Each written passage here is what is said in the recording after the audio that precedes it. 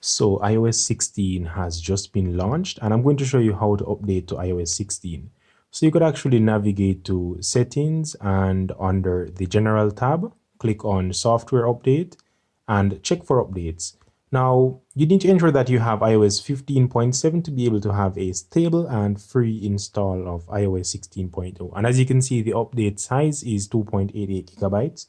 So from this page here being displayed, you could simply tap on download and install, but you need to ensure that your device has above 50% battery health and or it is charging. So those are two criteria to update to iOS 16.0. So you need to enter your password, and as you can see, we have the terms and conditions here which you need to agree to be able to update to iOS 16.0. So select agree, and then from here the update will be requested and it will begin the download process.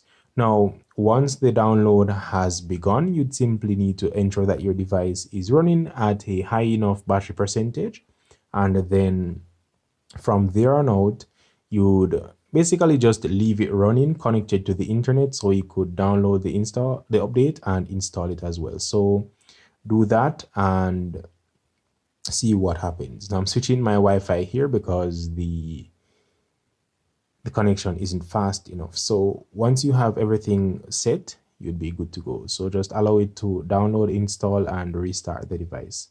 And that's basically how to go about updating to iOS 16.0 and the necessary steps to take whenever you are updating. So thank you for watching. I hope this video was informative and helpful and got you to install iOS 16.0 on your device. So Hacker 007, I will see you in the next one.